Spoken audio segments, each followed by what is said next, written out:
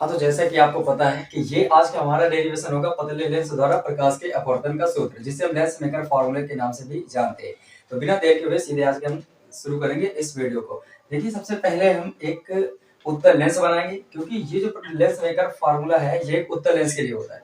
ठीक है कि पतले लेंस होगा और वो पतला लेंस उत्तल लेंस होगा, और उसके लिए हमें फार्मूला ड्राइव करना है। तो हम एक उत्तल लेंस बना लेते हैं यहाँ पर।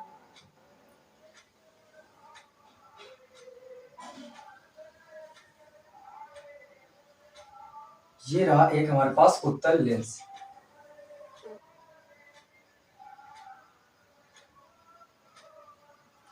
और यहाँ से एक मुख्य अक्ष लेकर चलते हैं। ये बन गई अपने पास एक मुख्य अक्ष, और ये मुख्य अक्ष ये लेंस का मध्य का भाग है, इसको बोलेंगे हम प्रकाशिक केंद्र। और ये जो है इसको बोलेंगे ध्रुव फर्स्ट, और इस तरफ के लिए ये ध्रुव सेकंड का कार्य करेगा। ये टोटल लेंस एल है, लेकिन अगर इसके पृष्ठ की बात करते हैं तो एक सरफेस इधर है, एक सरफेस इधर है, तो हम इसको सरफेस 1 बोल सकते हैं, इसको सरफेस 2 बोल सकते हैं। तो ये S1 हम मान लेते हैं और ये S2 मान लेते हैं। अब यहाँ पर हमको क्या करना है कि एक वस्तु रखना है मुख्य अक्ष पर। तो यहाँ पर मानते हैं कि ये एक रखी गई ऑब्जेक्ट O, और यहाँ से लेकर चलनी है आपको प्रकाश किरण। जैसे कि आपको पता है यहाँ से हम प्रकाश किरण एक इधर की ओर लेकर चलते हैं, और जैसे ही यहाँ पर पहुंचेंगे तो अब हमको इस पॉइंट पर, पॉइंट ए अगर नाम दे, तो इस पॉइंट ए पर आपको जरूरत पड़ेगी अभिलंब की। तो अगर मैं देखूं कि इस पृष्ठ पर S1 पृष्ठ पर अभिलंब कहाँ से लाएंगे, तो S1 पृष्ठ को पूरा अगर हम इसको एक स्फीयर बनाकर देखें तो ये कुछ इस साइड से ऐसे हुए बनता हुआ दिखेगा हमको। तो अगर मैं इसकी सही से देखूं तो ये पूरा ऐसे कवर कर देगा, और जैसे ये पूरा कवर करेगा तो इसका जो सरफेस सेंटर होगा वो यहाँ पर होगा। तो इसको नाम दे देते हैं हम C। अब इस जगह से अगर थोड़ा सा और इधर कर दें तो ये पॉइंट मान लेते हैं C है। अब इस C से हम जो लाइन पास करेंगे जिसे हम बोलेंगे रेडियस, और वो कहलाएगी इस पृष्ठ के लिए त्रिज्या। क्योंकि आपने क्लास 9th पे पढ़ा होगा कि स्पर्शी पर त्रिज्या लंब होती है। इसका मतलब अगर मुझे इस बिंदु A पर हमें कहीं से अभिलंब की जरूरत पड़ेगी, तो इस पृष्ठ का जो केंद्र होगा वहां से जो त्रिज्या इस पॉइंट से होकर जाएगी वही कहलाएगी आपके लिए अभिलंब। तो यहां से हम खींच लेते हैं एक अभिलंब, ये बन गया मेरे पास एक अभिलंब। अब यहां से हम देखते हैं कि अगर पहले मैं सीधे बात करता हूं कि ये प्रकाश किरण का अपना रास्ता कौन सा था, तो अगर मैं बात करूं तो इसका प्रारंभिक जो था वो ये है, कुछ इस तरह से सीधे निकल गया होता। अगर मैं किसी तरह का कोई नियम ना लगाऊं तो ये जैसे जा रहे बिल्कुल सीधे चली गई। लेकिन आपको ये पता है कि यहाँ पर ये जो प्रकाश, ये जो इधर है मान लेते हैं ये वायु है इधर, और इधर भी वायु है, और ये है कांच। ये क्या है? कांच। ये लेंस क्या है? कांच का है। तो यहाँ पर तो कोई माध्यम सघन हो गया, यहाँ पर वायु कैसे हो गया? विरल हो गया। और इसकी जो N1 है हम लोग वायु के लिए मान लेते हैं 1 है, तो इधर भी N1 कितना हो जाएगा? 1। और इसके जो कांच का अपवर्तनांक है N2 को मान लेते हैं N है। कितना है? N। और ये है सघन, ये है सघन, और सघन का अपवर्तनांक मानेंगे N2, और मानेंगे किसके बराबर? N के बराबर। और ये वायु के लिए N कितना होता है? 1। ये यूज कर लेंगे। अब यहाँ से हमको ये देखना है कि ये प्रकाश किरण ऐसे जा रही थी, लेकिन आपको पता है ये वायु विरल होता है और कांच सघन होता है। तो जब कोई प्रकाश किरण विरल माध्यम से सघन माध्यम में जाती है तो वह अभिलंब की ओर झुक जाती है। तो ये ऐसे ना जाकर हल्की सी इस रेड की ओर ऐसे मुड़ेगी, तो इसका मतलब ये कुछ यूं होकर निकलना चाहेगी। तो इसको हम ऐसे निकाल कर चलेंगे भी। अब यहां से देखेंगे अगर ये बिना विचलित हुए हम सीधे निकालते तो ये हमको ऐसे ऐसे होते हुए यहां से निकल जाती।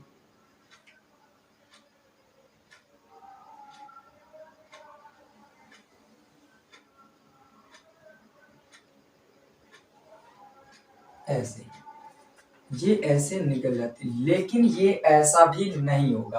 क्यों नहीं होगा? क्योंकि आप ये देखो कि यहां से ऐसे मोड़ी तो बिल्कुल नियम सही है। ये कांच के अंदर इतनी दूरी, यहां से इतनी दूरी तय करने के बाद ये फिर से वायु में जाएगी।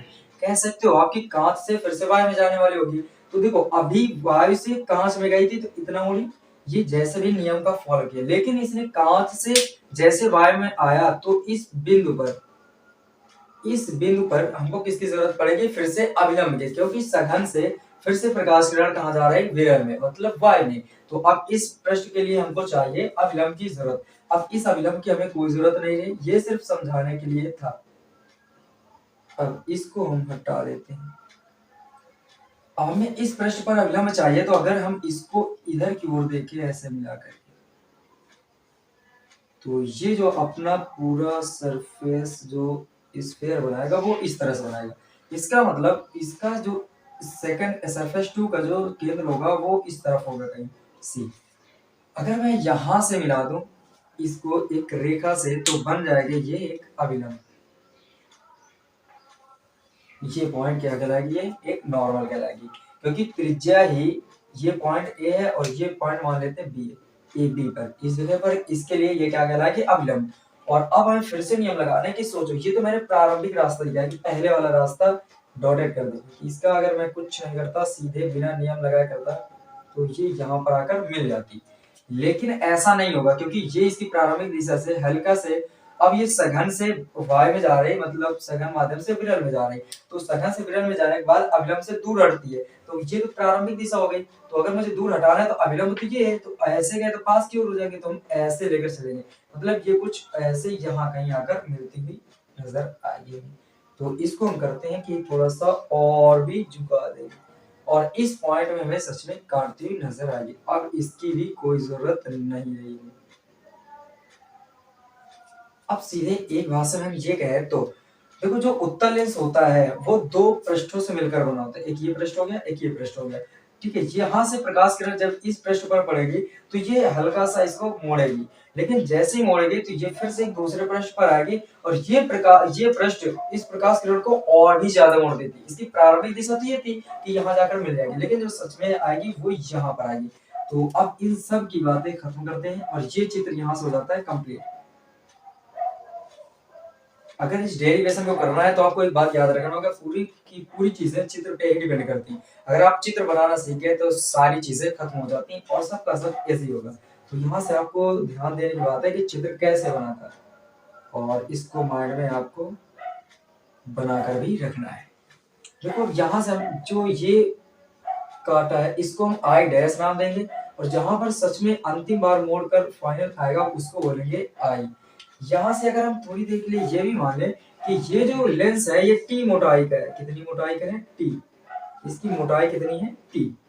तो अब मैं बात करूं इस ध्रुव P1 से O की दूरी, तो यहां से यहां तक की टोटल दूरी हम लोग मान लेते हैं कि U है, कितनी है, U, क्योंकि ध्रुव से वस्तु की दूरी कहलाती है, तो U से डिनोट करते हैं। अब यहां से ये जो आई डैश आया है, अगर ये प्रश्न नहीं होता तो सीधे वहां पर बनता हुआ दिखाई पड़ता। इसका मतलब इस वस्तु का जो आभासी प्रतिबिंब है वो कहां पर बन रहा है, आई डैश पर।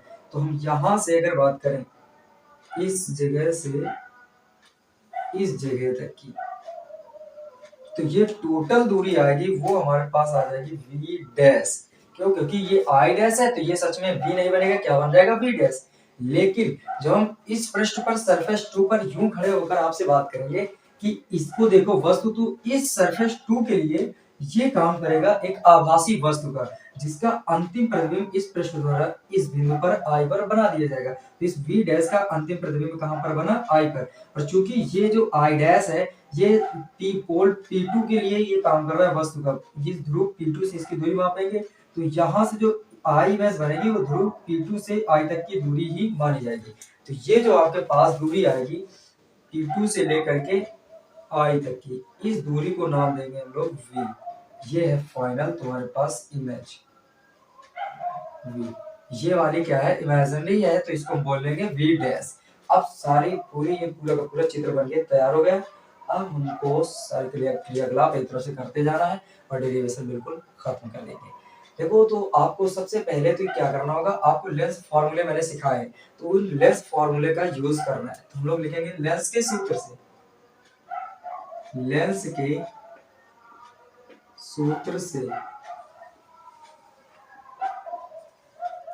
लेंस का सूत्र क्या होता है, n2/v minus n1/u equal n2 minus n1/r। ये है फॉर्मूला, ये है लेंस का बेसिक फॉर्मूला। अब यहां से हमको ये समझना है, देखो N2 क्या होता है, जो प्रकाश किरण जिस माध्यम से चली, जिस माध्यम में गई है, तो जहां पर गई है उस जगह का अपूर्णांक होता है N2। मतलब ये कि प्रकाश किरण जहां जाए, यहां पर हम लिख दे रहे हैं कि N1 क्या है, जहां से प्रकाश किरण चले, जहां से प्रकाश किरण चले वहां का अपूर्णांक।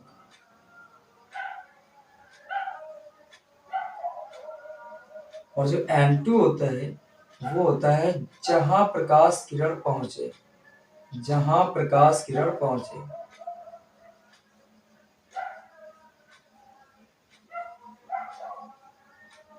वहां का अपूर्णांक,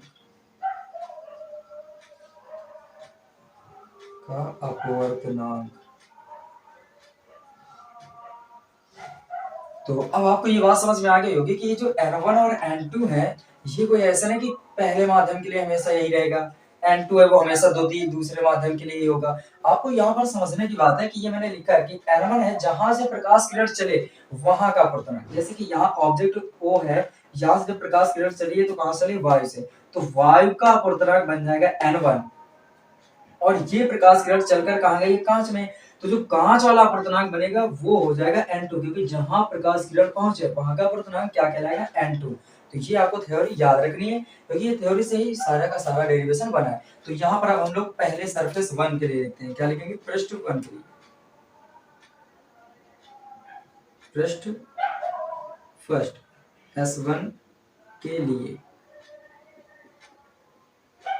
S1 के लिए। अब देखना है यहाँ से हमको, यहाँ N2 क्या है, जहां पर प्रकाश किरण गई है वहां। तो देखो पहले तो हम लोग देख रहे हैं ऑब्जेक्ट उस सरफेस 1 के लिए वस्तु यहाँ रखिए, तो यहाँ से प्रकाश किरण चली है और यहाँ से चलने के बाद कहां पर गई, कांच में, तो कांच के अपूर्णांक को N2 मानेंगे, और N2 की जगह पे है कितना, तो N। इस N2 की जगह पे N2 और N2 की जगह पे है कितना, N, तो यहाँ पर यूज कर लेंगे N2 की जगह पे N अपॉन V। तो देखो इस ऑब्जेक्ट O का जो पहले प्रतिबिंब बना था वो आभासी प्रतिबिंब कहां पर बना था, I डैश पर। ये जो I डैश है तो यहाँ पर क्या आ जाएगा, I डैश, और जो I डैश की दूरी है इस P1 से कितनी है, V डैश। देखो यहाँ से यहाँ तक की दूरी कितनी है, V डैश। तो जो प्रतिबिंब बना है वो V की जगह में क्या बन के आया अपने पास, V डैश। आपको समझना है O से इस ये जो O वाली प्रकाश किरण A पर टकराई, और ए से टकराने के बाद आभास हमें ऐसा हुआ कि आई डैश पर इसका इमेज बन रहा है, और जैसे ही इमेज यहाँ पर बने तो हम लोग ये चेक करेंगे कि इस P1 से, चूंकि ये जो O है इस P1 के पास में, तो P1 से इसकी दूरी भी मापेंगे, तो ये P1 से आई डैश की दूरी कितनी है, V डैश। तो जो O का OP1 का जो ऑब्जेक्ट है इसकी जो इमेज बनी है वो P1 आई डैश बनी, और P1 आई डैश की वैल्यू कितनी है, V डैश। तो जो इस वाली वस्तु के लिए जो प्रतिबिंब बना है उसको हम बोलेंगे V डैश। तो प्रतिबिंब की दूरी कितनी है, V डैश, तो यहाँ से V की जगह में कितना आ गया, V डैश, और माइनस N1 का मतलब कहां से प्रकाश किरण चली है, तो इस सरफेस 1 के लिए तो y से चली है, तो y वाले के लिए कितना यूज कर रहे हैं, 1, तो N1 की जगह में कितना आएगा, 1 अपॉन U, तो U तो बिल्कुल U ही है, इक्वल N2। तो N2 अब फिर बताओ कि ये प्रकाश किरण यहाँ से चली, यहाँ गई, कांच में गई, तो कांच के लिए N2 की जगह पे क्या यूज करेंगे, N माइनस N1 कहां से चली है, देखो प्रकाश किरण जहां से चले वहां का अपूर्णांक, तो यहाँ से चली y से, तो y का अपूर्णांक कितना है, 1, तो 1 अपॉन R की जगह पे हम यूज करेंगे R1, क्योंकि इस सरफेस की जो वक्रता त्रिज्या है वो कितनी हो जाएगी, R1। ठीक है, तो ये समीकरण रहा अपने पास 1। इसी तरह हम लिखते हैं पृष्ठ सेकंड S2 के लिए,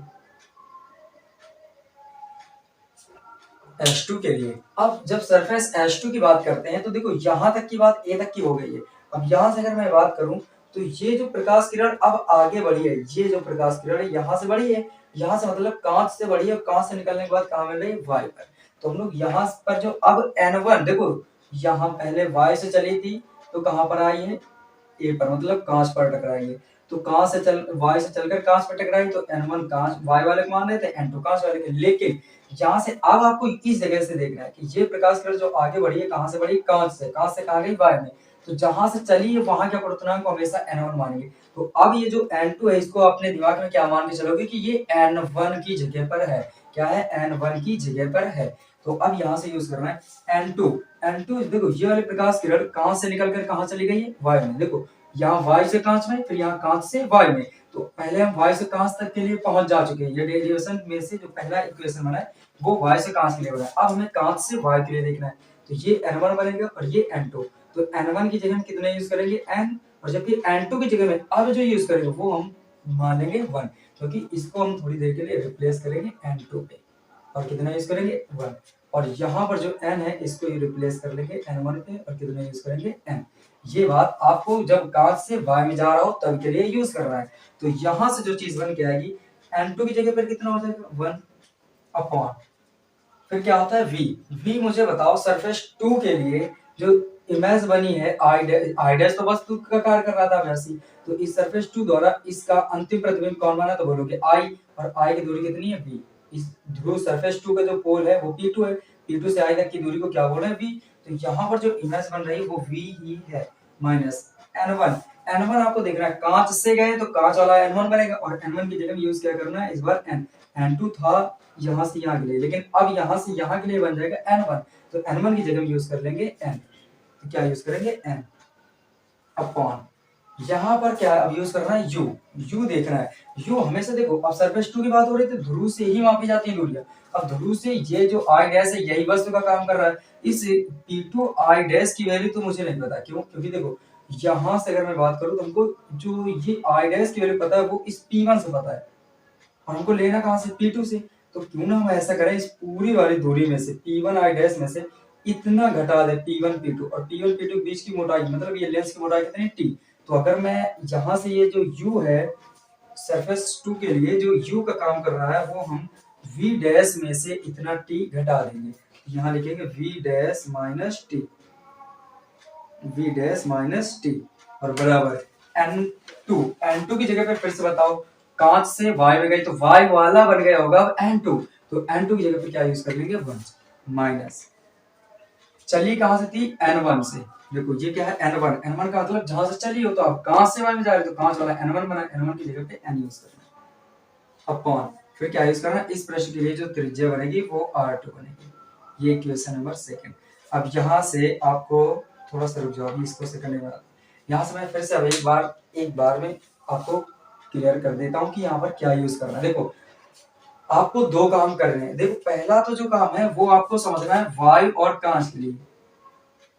वायु कांच के लिए जब प्रकाश किरण वायु से कांच में गई तब के लिए यूज करना है, और वायु वाले के लिए n1 को 1 यूज करना है, और कांच वाले को n2 मानना है और n यूज करना है। लेकिन जब सरफेस ये सरफेस 1 के लिए है, सरफेस 1 के लिए, लेकिन जैसे ही आप सरफेस 2 पे आते हो तो अब आपको कांच से वायु में जाना है, कांच से वायु में जाना है, कांच से कहां जाना है वायु में, कांच से वायु में जाना है। तो कांच वाले को अब हम मानेंगे n1, और n1 है कितना n, तो यहाँ पर यूज कर लेंगे n, और इसको मान लेंगे n2, लेकिन वायु के लिए होता कितना है 1, तो 1 यूज करेंगे। तो ये तरीका आपको करना है, बस आपको कुछ भी अंतर नहीं समझ रहा है। देखो जो यहाँ पर देखो H2 के लिए यहाँ पर लिखा है पृष्ठ सरफेस फर्स्ट वाले के लिए, देखो सरफेस फर्स्ट वाले के लिए, तो यहाँ पर देखो n2 की जगह में कितना यूज करना है n, तो यहाँ पर n2 की जगह पे n आया, v की जगह में v डैश था तो मैंने ये लिख दिया v डैश माइनस n1 की जगह में कितना यूज करना है 1 अपॉन u, n2 की जगह पे n माइनस n1 की जगह में 1 अपॉन r1, पहले के लिए त्रिज्या r1।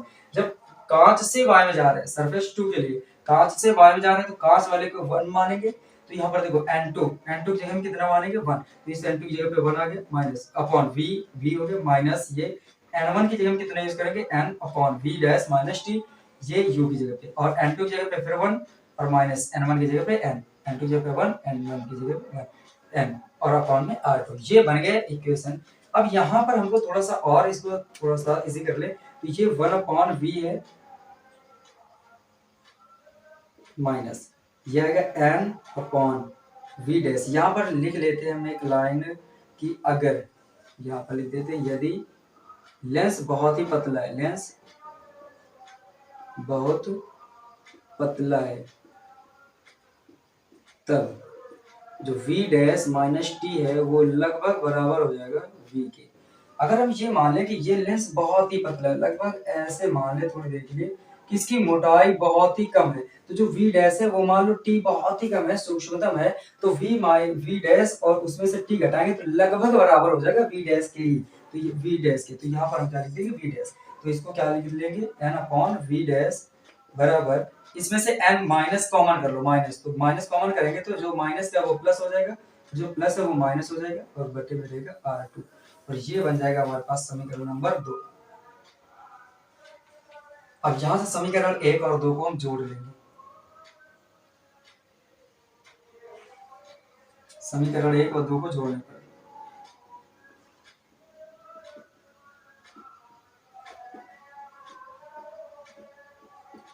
देखो जैसे ही जोड़ेंगे तो इधर वाला ये है समीकरण 1, इधर वाला जो LHS है LHS के साथ जोड़ेंगे तो ये क्या है, n upon v dash minus 1 upon, और इसकी जगह पे क्या आएगा, प्लस का चिन्ह करेंगे, ये वाला लेके आएंगे पूरा, फिर प्लस क्योंकि जोड़ रहे हैं, और ये वाला लेके आएंगे तो 1 upon v minus n upon v dash. अगर मैं इसको थोड़ी देर के लिए ब्रैकेट में कर दूं तो ये LHS हो गया, और इसके साथ इसको जोड़ना है तो ये प्लस का चिन्ह लगाकर इसको मैंने इधर वाला लिख दिया। अब इधर वाले में से इधर वाले को जोड़ना है तो इक्वल में क्या लिखेंगे, n माइनस 1 अपॉन R1, और प्लस का चिन्ह लगाएंगे और ब्रैकेट में ये चीज लिखेंगे माइनस का, ये माइनस का लिखेंगे तो माइनस माइनस प्लस क्या हो जाएगा, माइनस ही हो जाएगा, तो यहाँ आ जाएगा n माइनस 1 अपॉन R2।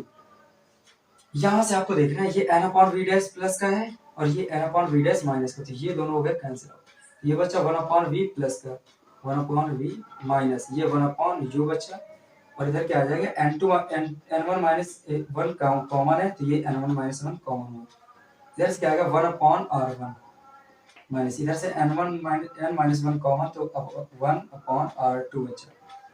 अब ये बन गया आपके पास फॉर्मूला।